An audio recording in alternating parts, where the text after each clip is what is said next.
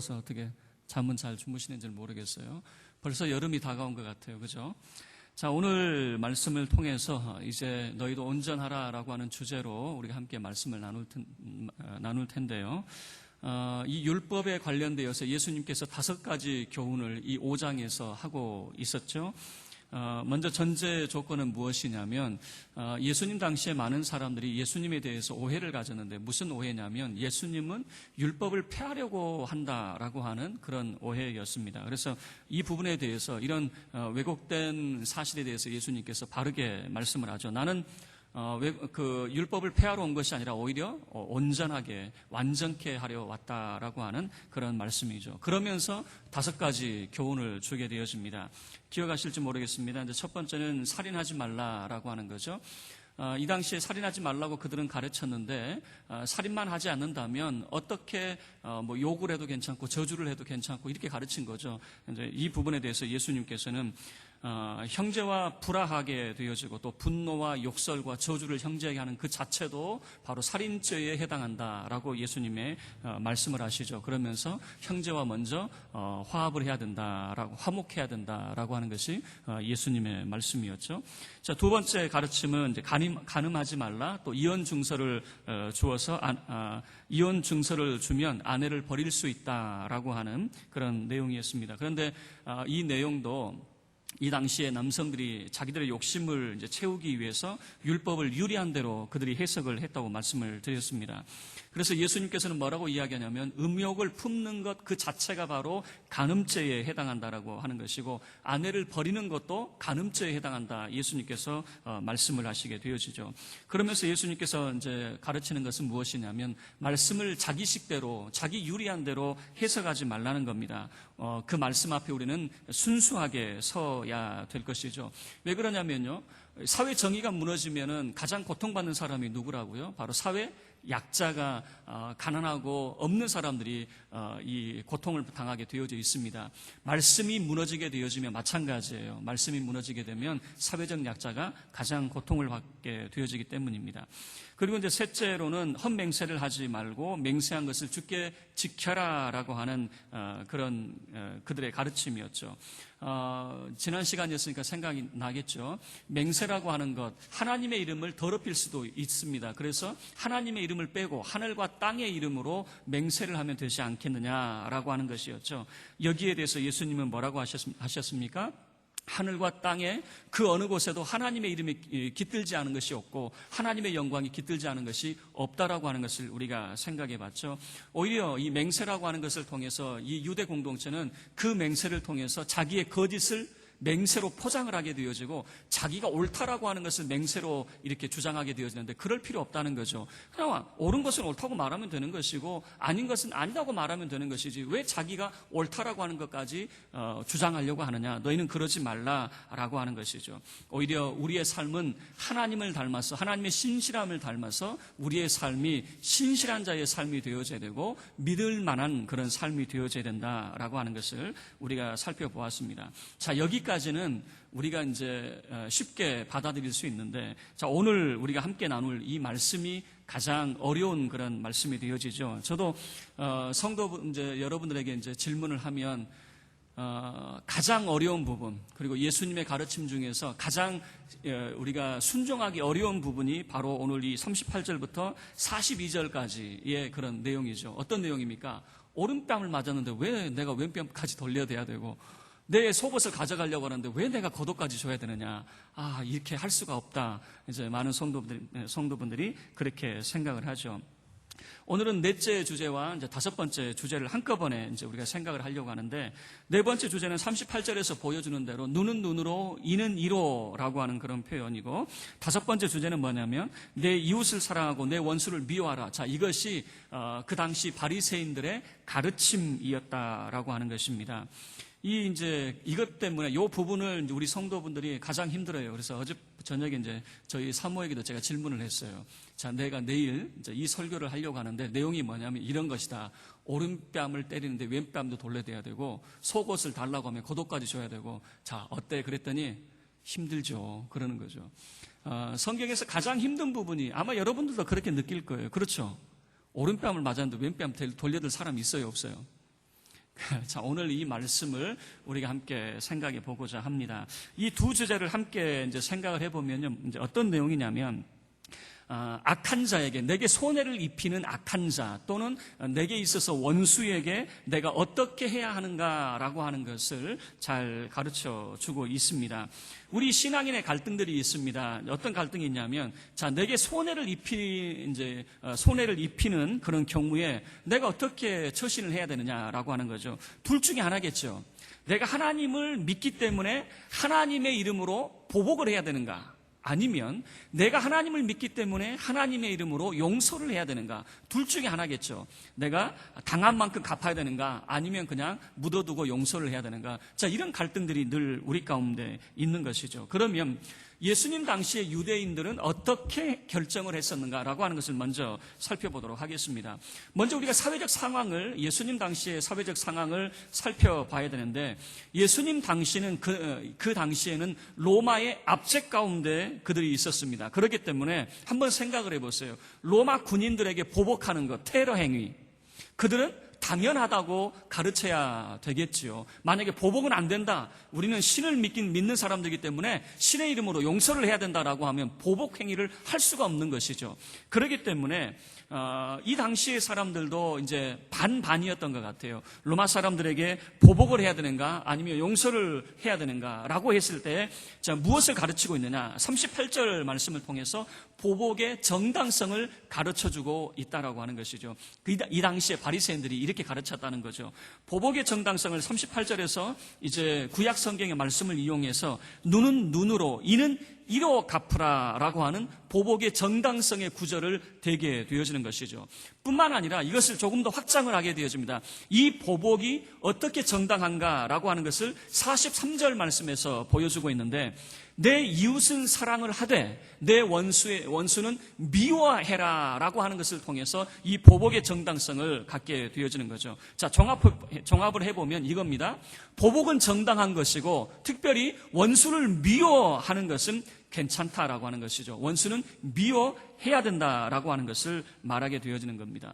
그런데 먼저 우리가 여기에서 생각해 봐야 될 것이 있습니다. 짚고 넘어가야 될 것이 있는데, 그것은 무엇이냐면 유대인들에게 있어서 누가 이웃이고 누가 원수이냐라고 하는 거예요. 왜냐하면 이웃은 사랑을 해야 되고 원수는 미워해야 되는데, 도대체 누가 그러면 이웃이고 누가 원수냐라고 하는 그런 기준이 필요하겠죠.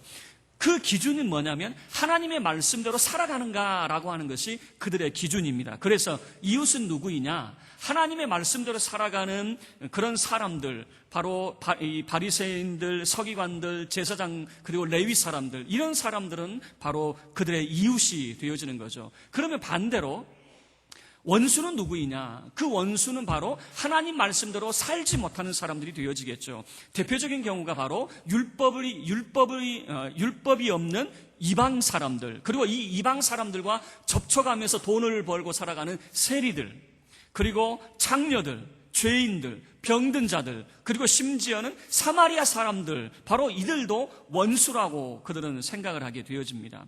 그래서 예수님께서 이 누가복음 10장에 이 강도 만난 자의 비유를 통해서 예수님이 말씀을 하게 되어지죠. 그 서기관에게 예수님께서 무엇을 말씀하시냐면은, 한 사람이 강도를 이제 맞게 되어집니다. 예루살렘에서 여리고로 내려가다가 강도 만나가지고 죽게 생겼어요. 그런데 그 길을 제사장도 지나가는데 도와주지 않아요. 레위 사람도 지나가는데 도와주지 않아요. 그런데 누가 도와주냐면 사마리아 사람이 여행하다가 이 강도 만난 사람을 여관으로 데려가서 치료도 해주고 자기가 이 사람의 치료를 돕게 되어지는 그런 이것을 예수님이 소개를 하시거든요. 그러면서 예수님께서 그 사람에게 질문을 합니다. 이 강도 만난 자에게 이웃은 누구이겠느냐라고 하는 질문이었어요. 그럴 때 이 서기관이 대답을 하죠. 당연히 도와준 사람이죠. 당연히 자비를 베푼 사람이 이웃이죠 라고 하는 것이죠. 여러분이 예수님께서 지금 여기에서 말씀하시는 건 뭐냐면, 그들에게 있어서 이웃은 뭐냐면 바로 제사장, 레위 사람들, 하나님의 말씀대로 살아간다는 사람이 그들의 이웃이라고 생각을 했거든요. 그런데 예수님은 오히려 말씀을 이렇게 정의를 내리시는 거예요. 예수님이 정의하신 이웃은 누구이냐면, 맞습니다, 하나님의 말씀대로 살아가는 사람들입니다. 그러나 강도 만난 자의 그런 비유를 통해서 보여주는 대로 하나님의 말씀대로 자비를 베푼 사람이 바로 이웃이다라고 하는 거죠. 여러분, 지금 이 유대 공동체는 이웃과 그리고 원수를 따로 구분지어서 생각을 하고 있거든요. 그렇지만 예수님은 자비를 베푼 사람, 바로 그 사람이 이웃이 된다라고 하는 그런 말씀을 하게 되죠. 자, 그러면 눈은 눈으로, 이는 이로라고 하는 것을 우리가 조금 더 살펴보도록 하겠습니다. 자, 눈은 눈으로, 이는 이로라고 하는 것이 과연 보복법일까라고 하는, 과연 이것이 보복법이냐 아니면 보호법이냐라고 하는 이 생각을 해야 됩니다. 여러분, 보복이라고 하는 것은 뭐냐면 내가 당한 만큼 갚아주는 것이 보복이 되어지는 것이고, 보호라고 하는 것은 뭐냐면 무언가를, 그 사람을 지켜주는 그런 의미가 담겨져 있겠죠. 자, 이 말씀을 우리가 이해하기 위해서 본문을 접어두시고 제가 이제 레위기 3구절 정도를 찾아볼 테니까, 자, 구약 성경 한번 다 찾아보시길 바라는데 레위기 24장 한번 다 찾아보시길 바랍니다.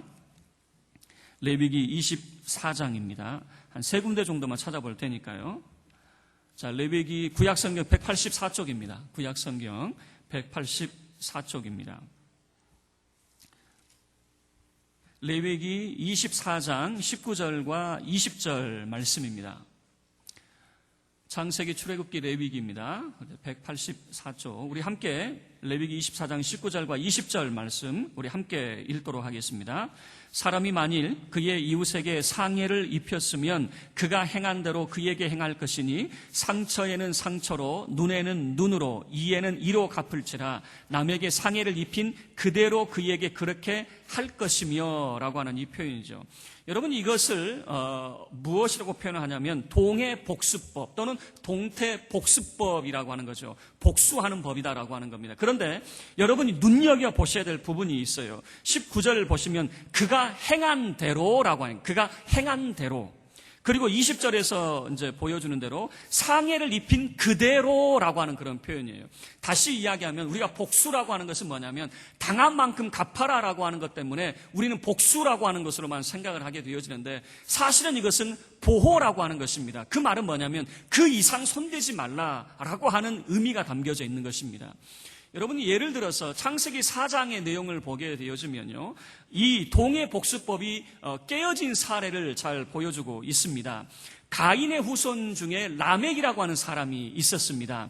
이 가인은 바로 살인자이죠. 살인자의 후손 중에 라멕이라고 하는 더 잔인한 살인자가 있었습니다. 이 라멕이 뭐라고 이야기를 하냐면 가인을 위하여 벌이 7배라면 라멕을 위하여서는 벌이 77배가 될 것이다 라고 하는 것이죠. 자, 이것은 무엇이냐면 누군가가 나를 손을 대게 되어지면 가인은 벌을 7배를 받게 되어집니다. 그러니까 똑같은 그런 상해가 아니라 7배를 더 곱절로 그런 보복을 당하게 되어지는데, 라멕은 뭐라고 이야기하냐면 나를 건들면 77배를 받게 되어진다라고 하는 거죠. 그 말은 무엇을 말하고 있냐면은 이 동해복수법이 깨어지게 되면 잔인한 살육만 남게 되어진다라고 하는 것을 보여주게 되는 거죠. 자, 먼저 기억해야 될 것은 뭐냐면 우리는 눈은 눈으로, 이는 이로라고 하는 것을 항상 복수라고 하는 것으로 생각을 해요. 그러나 엄밀히 말하자면 복수라고 하는 것이 아니라 보호라고 하는 겁니다. 그 이상은 손대지 말라라고 하는 그런 의미가 담겨져 있다라고 하는 것이죠.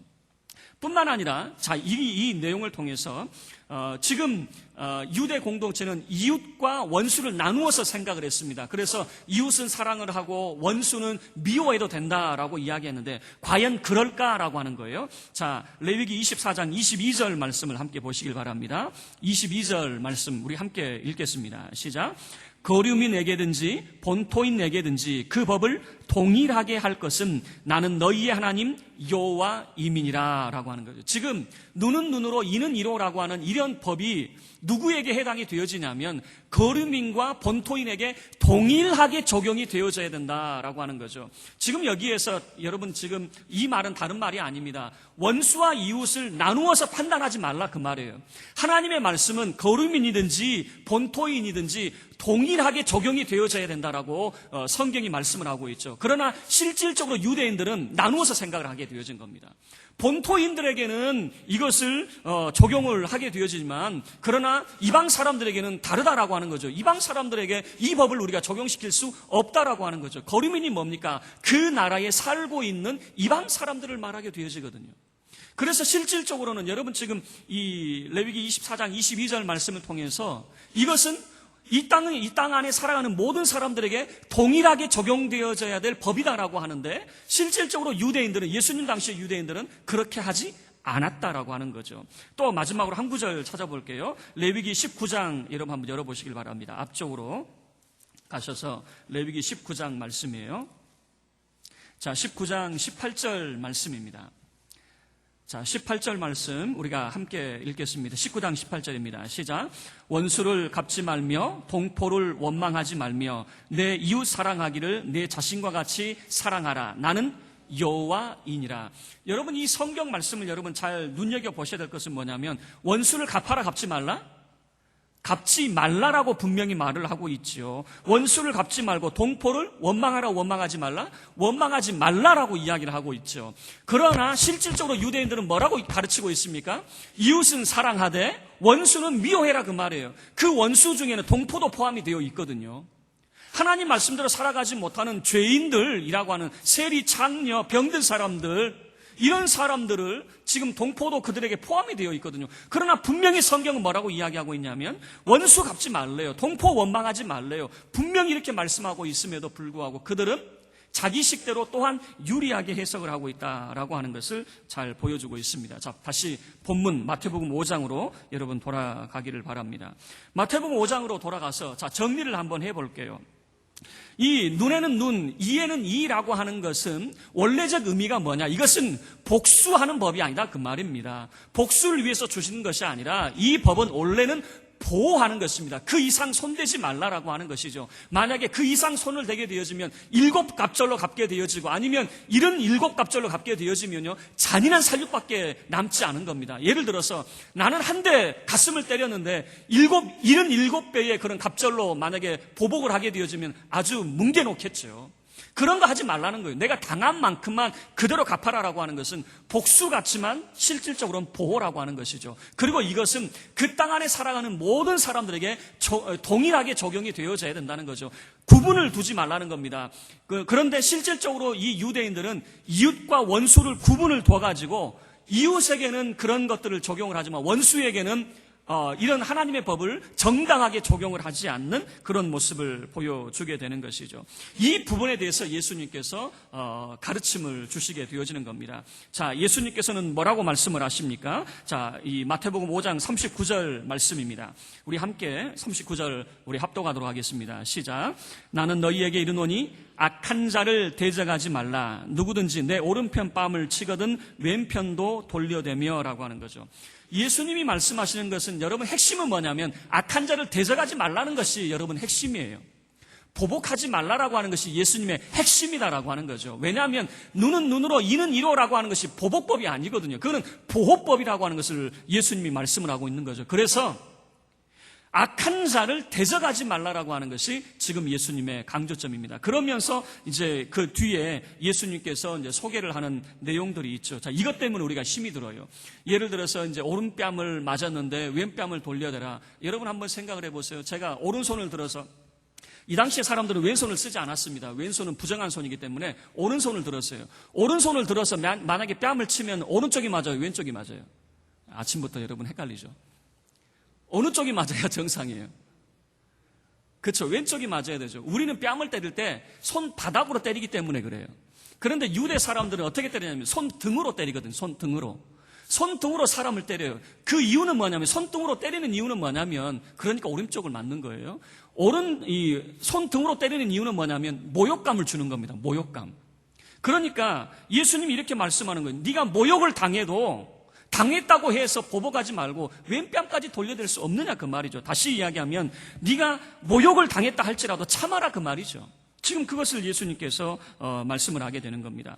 그리고 40절 말씀을 보세요. 40절 보시면 또 너를 고발하여 속옷을 가지고자 하는 자에게 고도까지 가지게 해라. 자, 이 말은 무슨 말이냐면 재판이 걸렸어요. 사람이 고소를 해서 재판을 걸어가지고 내 속옷까지 뺏어간대요. 여러분, 속옷 그러니까 아유, 뭐 더러운 속옷을 왜 가져가려고 해? 이렇게 생각하는데 여러분, 속옷이 우리가 생각하는 그런 속옷이 아니에요. 이 당시의 사람들은요, 속옷과 겉옷 둘 중에 하나가 있고, 보통의 경우는 속옷을 입고 다니든지 겉옷을 입고 다니든지 둘 중에 하나만 입고 다니게 되어집니다. 유대 공동체는 대체적으로 날씨가 밤에 되면은 굉장히 추워지기 때문에 겉옷만 입고 다니지 속옷을 입는 경우가 거의 없었어요. 속옷은 그리스 사람들, 로마 사람들, 부자들이 보통 입었던 것이 바로 이 속옷이었거든요. 그러니까 속옷을 빼앗아가려고, 좋은 옷이니까 빼앗아가려고 하겠죠. 그런데 그것을 빼앗아가려고 하면은 겉옷까지 줘라 라고 하는 것이 예수님의 말씀입니다. 이 겉옷이라고 하는 말 속에는요, 덮어준다, 용서한다는 그런 의미가 있거든요. 자, 재판이 걸렸어요. 재판을 걸어가지고 내게서 무엇인가를 뺏어가려고 하는데, 여러분, 이 말이 됩니까? 내게서 무엇인가를 뺏어가려고 하는데 내가 겉옷까지 내주라, 이렇게 말을 하는 거죠. 뿐만 아닙니다. 41절 말씀을 보면요, 이 노동과 관련되어서, 일과 관계되어서 소개를 하고 있는데, 41절에 또 누구든지 너로 억지로 오리를 가게 하거든 그 사람과 심리를 동행하고 라고 하는 거죠. 여러분, 이것은 뭐냐면 로마 사람들이 부역을 시킬 수가 있었어요. 그냥 지나가는 사람 아무나 붙들고 일을 시킬 수가 있었거든요. 그런데 여러분이 오리를 가게 만든다라고 하는 것은 뭐냐면 강제 부역, 강제 노동의 경우이기 때문에 여기는 대가를 받을 수가 없어요. 그러니까 여기에는 순전히 노동력 착취가 이제 일어나게 되어지는 거죠. 내가 대가를 받지 못하고 일을 하게 하는데, 그렇게 하더라도 심리까지 동행할 수 있어야 된다라고 예수님이 말씀을 하는 거죠. 그러니까 많은 사람들이 이런 부분에 대해서 고개를 절레 이제 젓게 되는 겁니다. 또 41절 말씀도 더 그러는 거죠. 41절 말씀도 내게 구하는 자에게 주며 내게 꾸고자 하는 자에게 거절하지 말라. 자, 이 말씀을 뭐냐면, 내가 어떤 사람과 돈 관계가 얽혔어요. 그래서 이 돈을 받아내기 위해서 내가 물건을 저당 잡혔어요. 내가 저당 잡았는데 이것을 달라고 하면은 주라는 거예요. 그리고 어떤 사람이 내게 그 돈을 빌려달라고 하면 또 그것도 내주라는 거예요. 이런 게 어디 있습니까? 그러면 순전히 내가 손해를 다 봐야 되는데.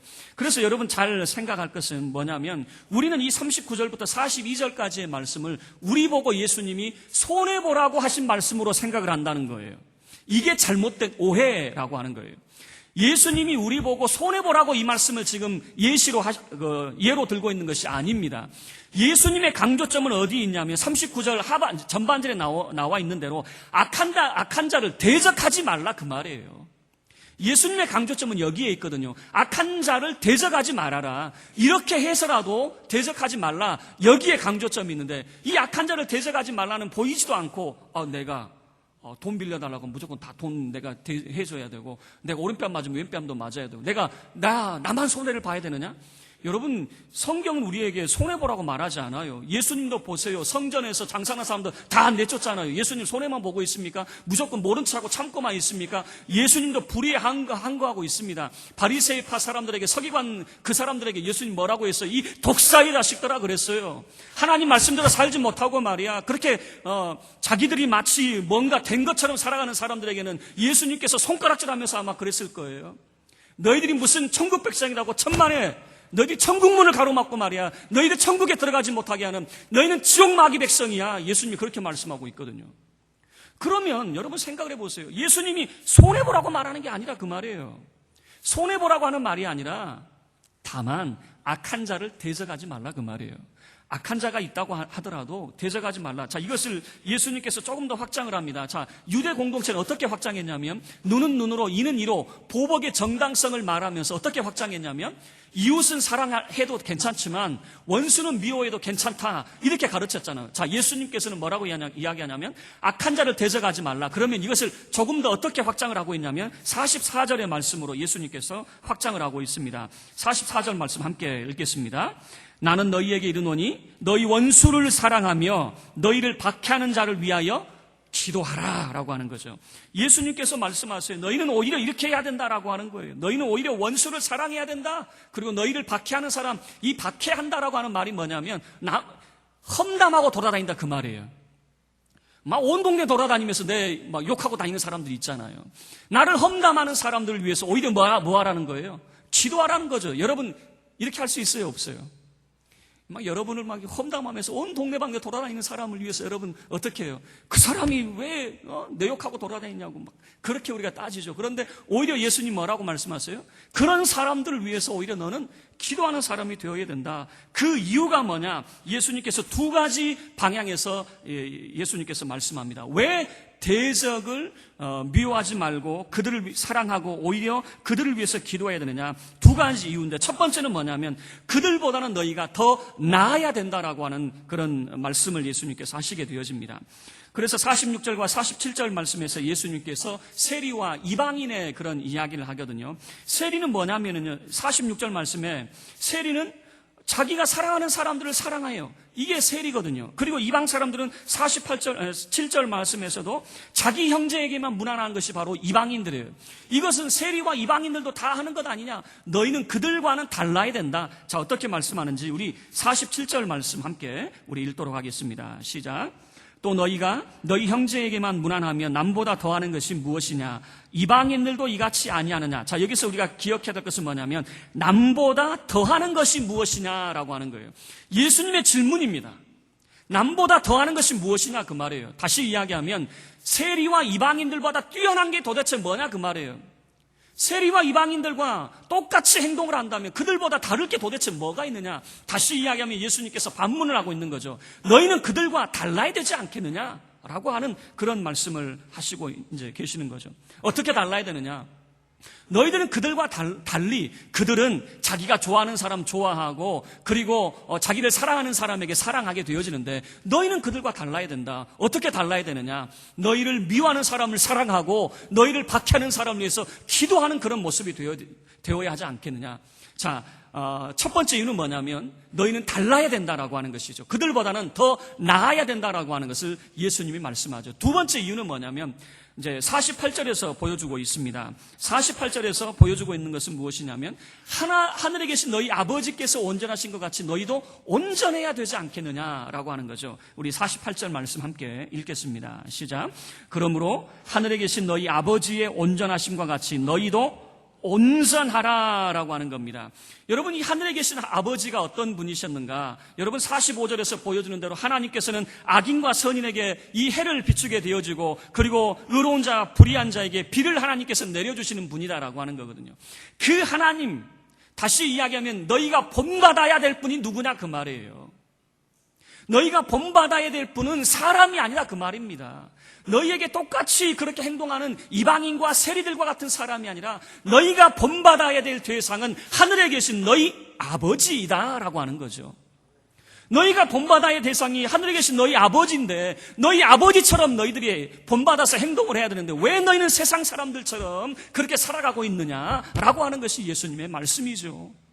자, 여러분, 자, 말씀을 정리를 하도록 하겠습니다. 우리가 이 본문의 말씀 38절부터 이제 48절까지의 내용이 어렵다고 여겨지는 이유는 뭡니까? 우리 보고 자꾸 손해보라고 말하는 것 같아서 그래요. 손해보라고 말하지 않아요. 거기에 핵심이 있지 않아요. 중요한 것은 무엇이냐면 너희들이 너희를 그 악한 자라고 해서 대적하지 말라 그 말입니다.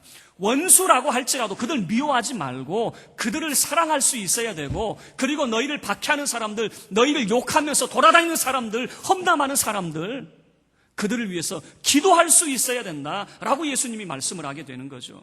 여러분, 왜 그렇습니까? 성경은 원수에게 어떻게 하라고 말씀하고 있습니까? 원수가 어려움에 처해 있다면 고소해하지 말라는 것이거든요. 원수의 가축이, 짐승이 만약에 구덩이에 빠졌으면 건져내어달라고 하는 것이, 건져줘야 된다라고 하는 것이 바로 성경의 가르침이에요. 그러나 예수님이 십자가에서 매달릴 때 유대 공동체의 모습을 보세요. 모든 사람이 외면을 했어요. 예수님이 원수가 아닌 원수라고 할지라도 그들이 성경 말씀대로 예수님에게 긍휼과 자비를 베풀어야 되는데 그 누구도 예수님에게, 십자가에 달리신 예수님에게 자비를 베푼 사람이 없었어요. 성경대로 살아가는 사람이 없었다는 거예요. 그래서 이 성경이 말하는 대로 의인은 없나니 하나도 없다라고 하는 말씀이 맞아요. 왜 그런 줄 아세요? 말씀대로 산다고 하면서 자비를 베풀지 않거든요. 예수님이 말씀하세요. 예수님 당시에 사람들이 이웃과 원수를 나누어서 생각을 했어요. 도대체 누가 이웃인데? 하나님 말씀대로 살면 다 이웃이야? 하나님 말씀대로 자비를 베푸는 사람이 이웃이지. 말씀을 지킨다 하면서 자비를 베풀지 않는데? 그냥 강도 맞는 사람을 모른 체하고 외면하고 지나가는데 그 사람이 이웃이 될 수 있어요? 아니라고 하는 거예요. 그래서 예수님이 말씀을 하는 거죠.